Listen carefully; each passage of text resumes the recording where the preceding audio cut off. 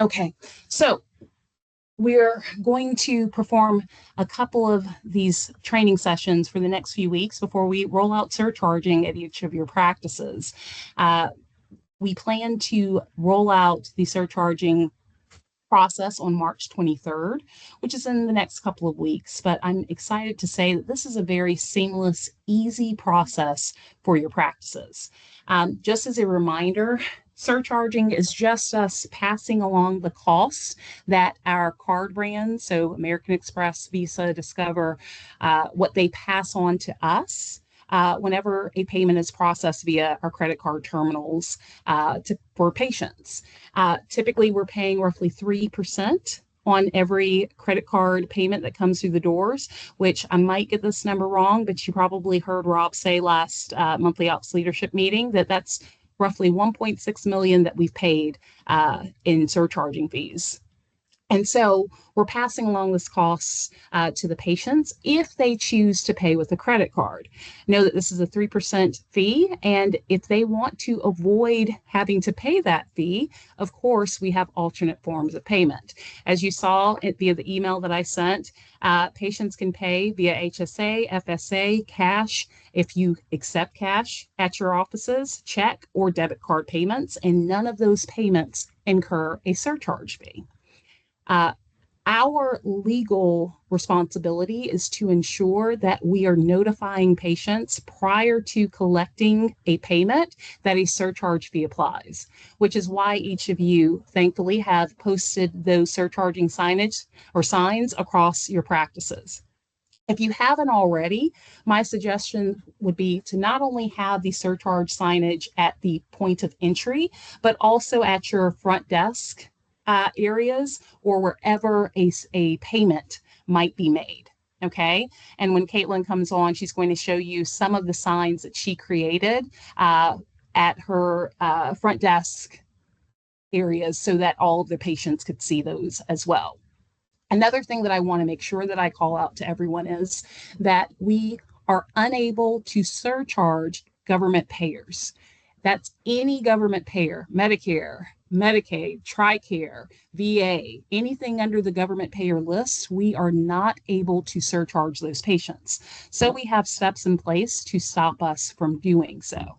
You will notice that we have two call center it leads on the call with John and Adam Cecil, who have been made aware of surcharging and the Medicare, Medicaid restrictions that we have. And so we have processes in place to make sure that from the time a patient calls in and we're scheduling the patient, we're looking at the payer to make sure that we have notifications in place so that our staff knows not to surcharge those patients. There's a few additional resources that we're going to cover. But before we do all of that, I want to take some time to welcome Caitlin to this call. As I said before, she's the resident surcharge expert. She's been utilizing surcharging since March 5th at her practice and has had tremendous success. And I've asked her to kind of lead this call and run through how she's implemented surcharging at Piedmont. So with that, Caitlin. Hello, everyone. Sorry that I was a few minutes late. Manisha and I were on another call for Camber.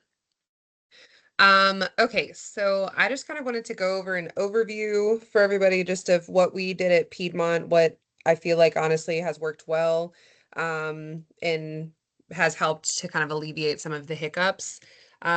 So biggest thing, which I believe everybody has up already, their signs already posted.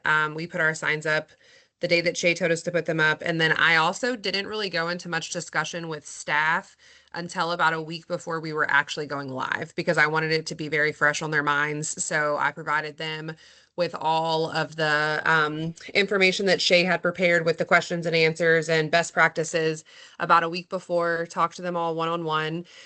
They were proactive and went ahead and printed labels to put on all of the terminals that also stated that we did not take American Express. So in case a patient got one out, they would see that before they tapped their card. And I would say early on, so the first day, it was a Monday, so it was a little touch and go. People were a little grumpy. The biggest thing, though, was making sure that the staff understood that there was not a workaround to the American Express piece, because that first day, I kept getting questions from them saying, hey, they have an American Express. They don't have another card. How can they pay? Can I send them the Clear link? Or I sent them the Clear link and it didn't work. And so then I had to explain that the Clara link is specifically for an upset patient for surcharging. It is not a workaround for American Express. We just no longer accept it. We are not contracted to accept it any longer. Think of it as that way, like that we severed that contract with them. So once we talked about that, that helped substantially. Um, and then one of the other things that we have done, I feel like my team has done pretty well with, is being proactive with putting billing alerts on the account. Adam's team has been hugely helpful with this in the call center as well. Anytime they're scheduling a patient, if the patient has a Medicare Advantage plan, they're automatically adding that billing alert that shows that the patient has a Medicare Advantage plan, so that then they know that they cannot take a credit card payment from them to help ensure that we maintain compliant with Medicare. And then I also have a couple of individuals when they're working through schedule scrubbing ahead of time, which they were already doing. Same thing, if they come across a patient with a Medicare Advantage plan or any government payer for that matter, they're adding that billing alert that states that we can't take their credit card. I just think that's been hugely Caitlin, helpful. Yes, ma'am. Caitlin, if I could, because you made a great point, and we've had some questions about this. Some people have said, well, can we use a sticky note instead? Mm-hmm. And you explained why the billing alert is most effective. If you could go into that with the team. Yes. So, major difference between the billing alert and the sticky note is the sticky note is more visible to people in clinic versus the billing alert is more visible to people at your front desk, in your billing department, in your call center. They see the billing alert. So, you can put it in a sticky note if you want to, but that's not going to be visible to your people that are actually collecting the payment. The billing alert is what pops up for them all through the check-in module, or if they're on the financial screen and they're taking a payment, such as your surgery schedulers, your hearing aid receptionist, etc., they're going to see the billing alert from that financial screen more so than they're going to see the sticky note. So that's why we leaned into the billing alert instead. It just makes it more visible to them versus a sticky note. I always consider the sticky note as more of a clinical reminder note than for your front office admin staff. And Caitlin and team, just so you know, in the email that I shared with everyone prior to this meeting today, there are steps for how to implement billing alerts, just in case members of your team are not familiar. And John and Adam, I believe I've shared this with your team as well, just so that you know where you might be seeing these things. I feel like adding that billing alert ahead of time just has been a game changer in general. So I cannot recommend doing that enough, just because it's less things that your staff are looking for at the time of service and less opportunity for it to accidentally get missed because they didn't pay attention. So it's just a fresh reminder. And I feel like that's a screen also that staff are already used to looking at when they're looking to see if a patient's in pre-collections, if they're in collections, etc. So it has been hugely helpful for us. And thankfully, we have not had any issues where, or at least that Matt and I have been told about, where patients have been charged the surcharging fee and they shouldn't have been. Also, with that, we did also create a quick task so that it could be an open communication between, so the staff would know who to send that error to, and then also Thaddeus and Kirsty could get the message quicker. So there is a quick task that we created, which I'm happy to share with you guys, that basically just states patient accidentally charged, surcharge should not have been, and then it automatically assigns those to Thaddeus and to Kirsty to correct it on the back end. What am I forgetting, Shay? I think that's all in the billing alert front. What I Correct me if will I'm wrong. what I will also say, and team, there is a document that I've attached. This document has surcharging scripting that can be used for your front office, your call center teams, and so forth. But also in this document, it tells you exactly what should be placed in a billing alert.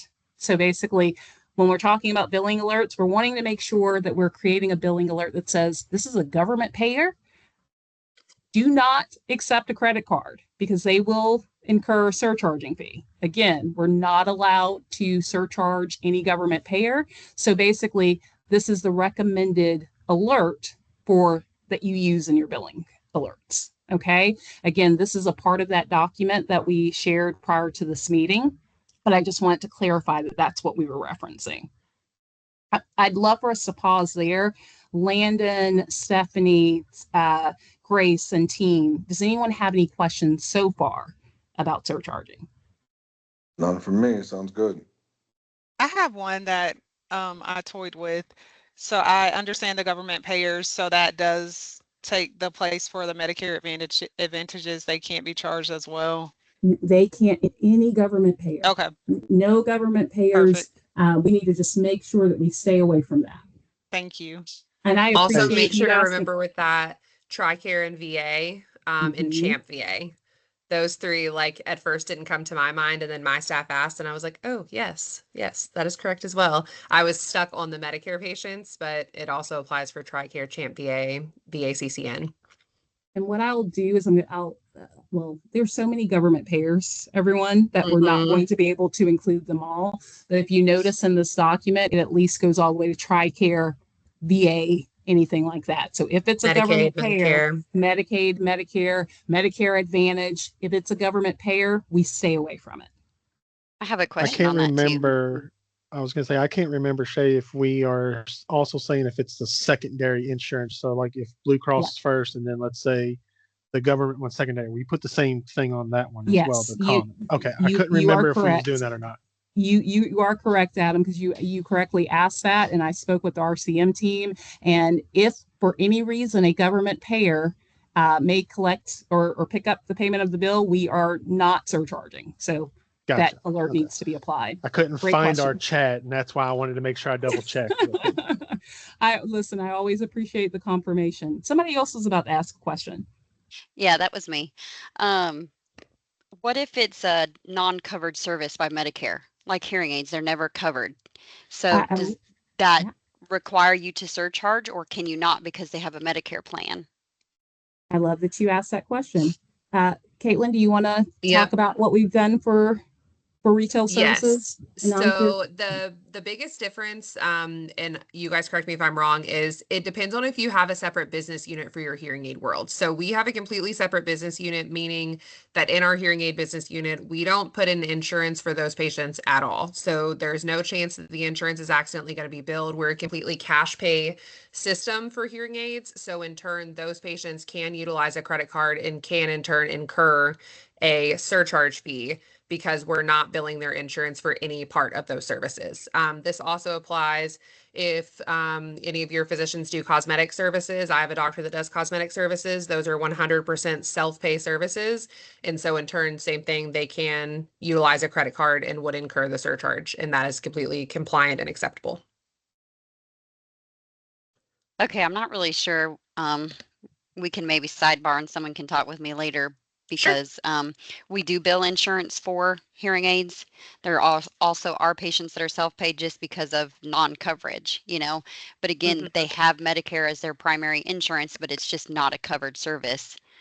But we do bill insurance to specific vendors if they have coverage on their insurance plan. I We feel don't like have that a would be a separate sticky business situation. unit for South Georgia. Our hearing aids are under clinic. So Okay. Let me just double check something. Oh, go ahead, Caitlin. I feel like, I mean, and this is just my opinion, honestly, I feel like if there's a chance that you would bill insurance, or there's like sometimes you would, sometimes you wouldn't, I would err on the side of caution and just not let those patients utilize a credit card and get the surcharging. But that's just my personal opinion. I feel like it would be a slippery slope. Yeah. I've looked into this. This is Jacob. My interpretation is different. It's that it's very clear Medicare does not cover hearing aids. And so those transactions, whether they're in a separate legal entity and business unit or not, we can surcharge there because it's not like anything you would ever bill to Medicare and hope to get reimbursed on anyways. It's just a service they're going to deny every time. So it feels like it's very fair game to do it in that case. It is a retail transaction between us and the self-pay patient. And I'll put that in the document. I know that Jacob's reached out to legal on all of this, and Jacob, thank you for chiming in there. I thought that we had something in there for non-covered services. So Melissa and Grace, what you're hearing is if it is a non-covered service, you would be able to surcharge.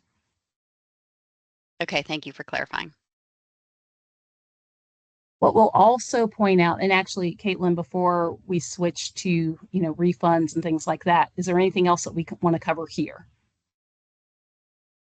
Um, We're going to talk through setup as well, but I don't think so, short of just reiterating that, like, because this was something that came up several times in our first like week and a half of where the surcharging applies, because I feel like it gets confusing because we do accept payments in lots of different ways. So the way that I've explained it to my staff is to think of it as any staff initiated payment, whether it be on the terminal or manual entry, is going to incur a surcharge. I feel like and that was like the most clean cut way. So any person who is going to initiate a patient payment on the terminal, or they're going to use card on file, or they're going to manually enter that information, it will incur a surcharge.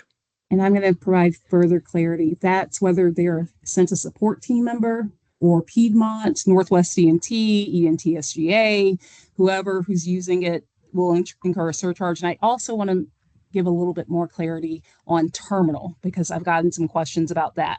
Think of that as someone has their credit card. If they swipe it, they will incur a surcharge fee. The terminal is what they're using to swipe the card. So any of those will incur a surcharge fee. And we're going to go into ways, the alternative methods, but we're going to talk through scripting and all of that. But before we do that, we can talk through the refund process as well. We have stressed the point that we are not able to surcharge government payers.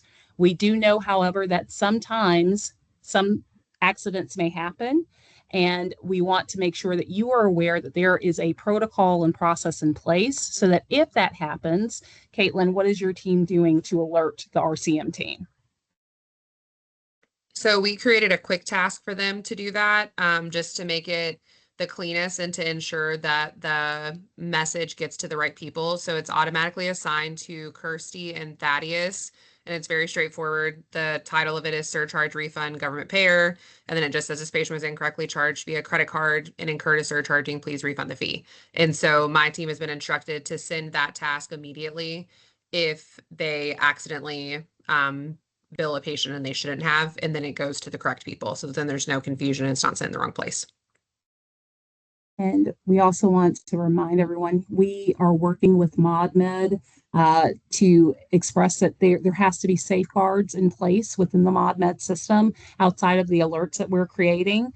Jacob and Connor are working with ModMed to actually implement more guardrails that would stop surcharging, hopefully from even occurring for certain payers. But until then, we just need to follow these processes so that if something were to happen where an error is made and we surcharge a payer, we would still alert our RCM team with Thaddeus and Kirsty and make sure that we're sending that alert within 24 hours so that they can refund the patients. I do want to make sure that I clarify, though, that we should not use that as a best practice, right? Best practice is to follow the steps, never surcharge the patients. We don't want to show a history of having to refund the patients because that will look as if we're not compliant. So I just want to call that out as well.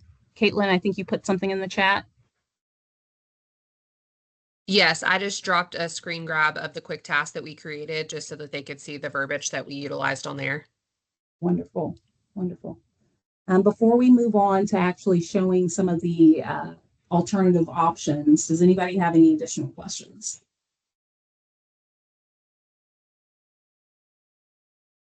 Okay, so Caitlin, in terms of scripting, as a best practice, what do you have your call center front office teams saying to patients about the payment model?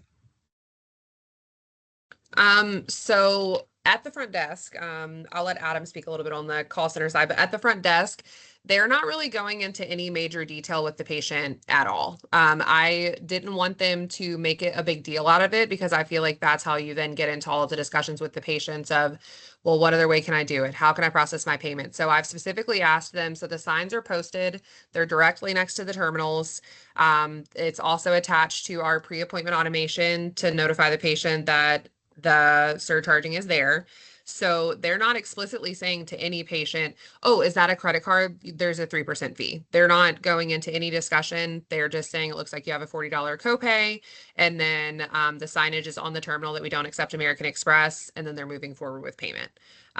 They're not also offering Clara as a payment option unless, again, that is a fallback if there is, you know, a major issue, patient is super upset over the surcharging, refusing to accept the surcharge, wants to pay a different way, that's when they get into Clara. But to my knowledge, I don't think that we've actually had to send the Clara message and do alternative with any patient so far. Um, the biggest hurdle that we've experienced thus far has been the American Express, which there again has been few and far between. And with the American Express patients, it's simply been that they literally apparently only carry their American Express. They don't keep another card with them. But as far as the actual surcharging itself, we've not really had any major patient issues with that as far as patients just being super upset or refusing to pay. So we have chosen the kind of less is more approach versus making a big deal out of it with each patient and each payment, because then that just opens you up for more resistance. Yeah. And at the terminal before the patient, I mean, there's actually a line item that shows the surcharge fee as well. So they're Correct. notified before they swipe. Go ahead, Caitlin. Yes, it pops up directly on the terminal when they go to process their payment. It itemizes it so they can also see on the terminal that there is the surcharging fee. So it's informative without the staff having to go into a bunch of details and then opening themselves up to those, you know, back and forth discussions on the patient refusing. But now, if you're taking a payment over the phone where the patient may not be able to see those types of things, or if something like that happens, that's where we want to make sure that we're letting them know. Yes, in my surgery scheduling team, they will let the patient know at the time of collecting the payment, because yes, to your point, if you're taking it in a manual payment process, then there won't be any way that the patient would be informed ahead of time. Which I will say, a lot of the payments that they're taking for the surgery scheduling world, they are sending via Clara, just because, not because of surcharging, but that's just their automatic process, because they attach an estimate with it and then send the request for payment via Clara. Wonderful. Well, Caitlin, if you're okay, and if everyone is up to speed on what we've discussed so far, I think it would be great to kind of share your screen, go through the ModMed process and the Clara process, and see if anyone has any questions. Sure. I have the Clara automation pulled up first, so I can kind of show what that looks like for us. And then also, just to give a little bit of explanation, with Clara, the original thought process would be that we would add the surcharging notice on appointment reminders, but that does not actually function well, because appointment reminders is very specific on the amount of characters. And so it will send the patient like 4 or 5 messages, depending on how many characters you have. So the best recommendation is going to be to add the verbiage to a pre-appointment automation, which I know some practices use and some don't. I'm happy to help on that front as well. And also with the pre-appointment automation, just to throw in there, that's where I also request insurance cards, IDs, and card on file from patients, just to try to get it ahead of time. So just another helpful thing. Okay, let's see. While Caitlin's getting that ready, who's actually familiar with the automation process within Clara? Because it's not something that's standard. I'm not. Okay. All right. Well, this will be a great overview. So we use pre-appointment automations. Specifically, I currently have it set up for new patients, for established patients. And then currently for my allergy patients, I'm actually about to create another one for hearing aid patients, just because they don't necessarily need quite as much information as the others need. So the pro to a pre-appointment automation is you can give far more information than you could in just a simple text message. And when it texts the patient, it just lets them know that they have a message from the practice, and it asks them to click on it and then open up their Clara chat. So that's kind of the difference in the way it's transmitted. But when it's sent, it includes information about their upcoming visit, request for them to register, and then we have included the notice on here. It's just a short and sweet, effective 3/2, a 3% surcharge will apply. Here's the ways that we can accept payments from you and that we don't accept American Express. So it's just kind of nestled in there just as a quick notice and reminder. And then it also will ask them to upload their ID, insurance, and credit card.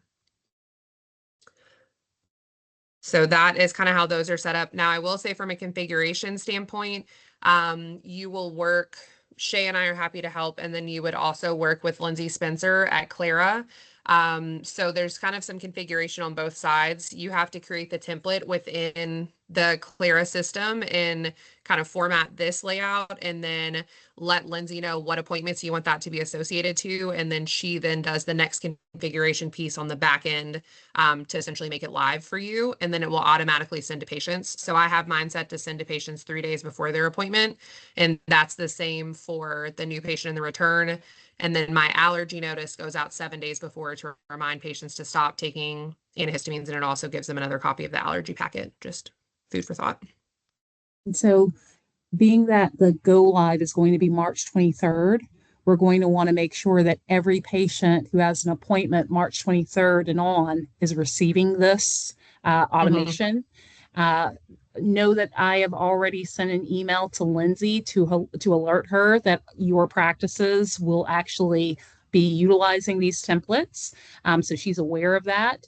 Benish is also on that email thread. But what I think Caitlin is saying is you're going to actually need to help support this by setting up the templates. So what we'll need to do is if you have questions about that offline, you can send us a message and then we can work with you on that directly.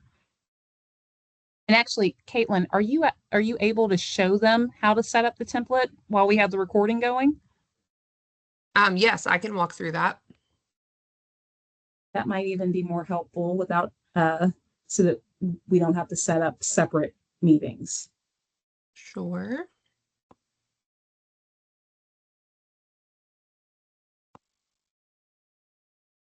Okay.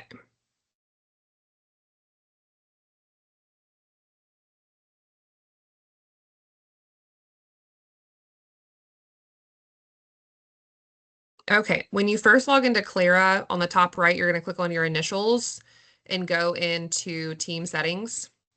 And then when you come into team settings, you'll come over to templates.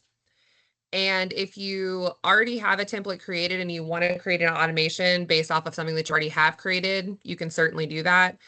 Or if you're going to create a new one from scratch, you would click on add template.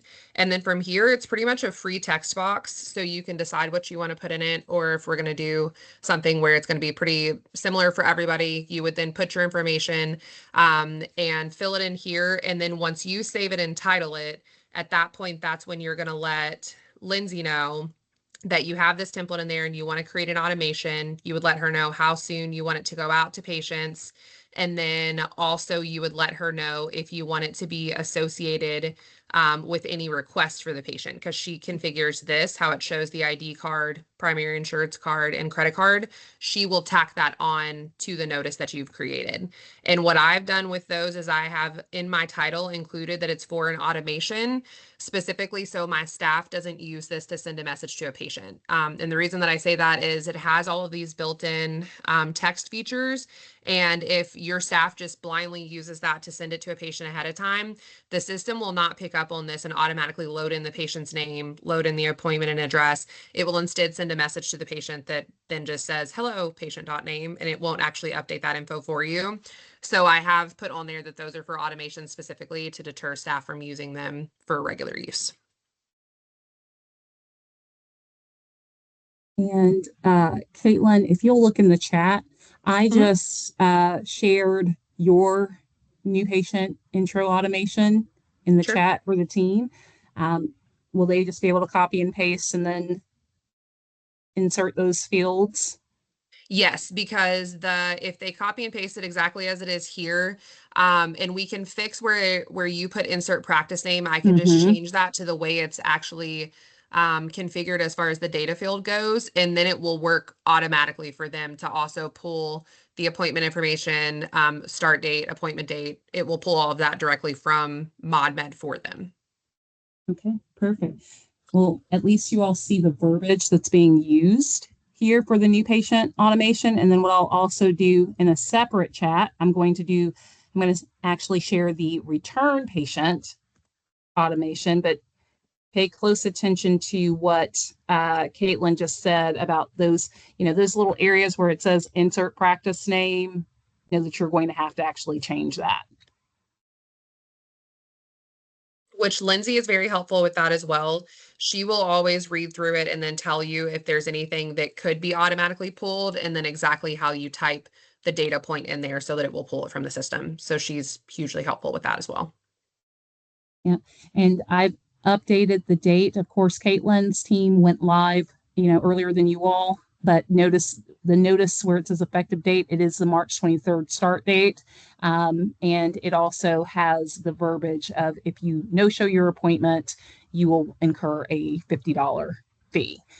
So unless there's something that your practice is doing differently from these automations, by all means, use this as your template and start working on those things as early as possible so that we can make sure that patients that are coming in the doors March 23rd or after are notified of all of these things. Because Caitlin, I think you may have already pointed this out, but you've experienced the most frustration just at the we no longer accept American Express patient. Yes. Payments. Yeah, the surcharging has been very painless. And I think honestly, a lot of that comes from not making a big deal about it when we're collecting a payment. It's the patient can see the sign sitting right there next to the terminal. It's also announced on the terminal. We also have reminders. So, I mean, it's really just not taking American Express that people seem to feel the most.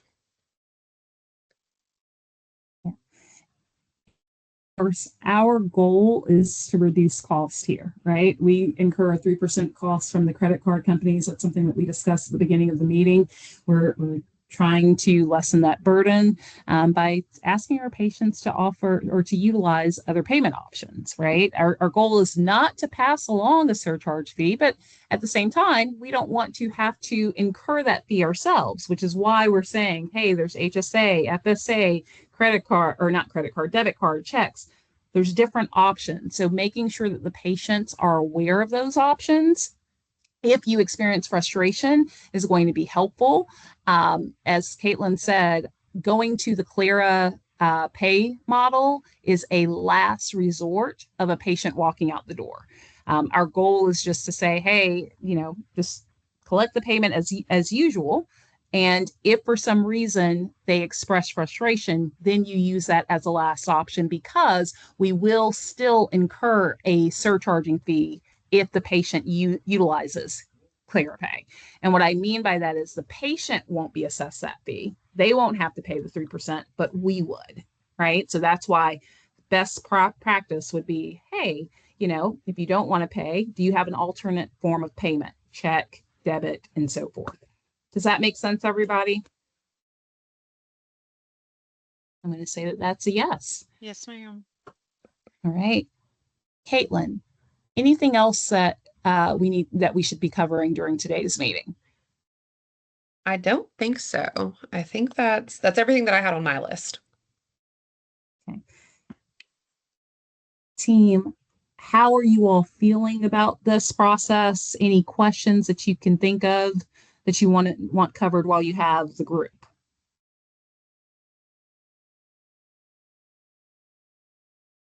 So we have one more call between now and the 23rd. Yeah. So by next Thursday, the expectation is to have all the Clara messaging set up. I would say by Monday, okay, or let's just say Tuesday. By Tuesday, have the Caitlin, do you disagree? I would for sure ensure that it's set up and live 7 days before go live, if at all possible, because that's how you're going to ensure that every patient from go live date forward gets that notification to let them know about American Express and surcharging. Well, let's go back to my original statement of Monday. Yep. Okay, let's just go with Monday, just so that we feel confident. As you all saw, this is a very easy process, and just remember that I added this information in the chat.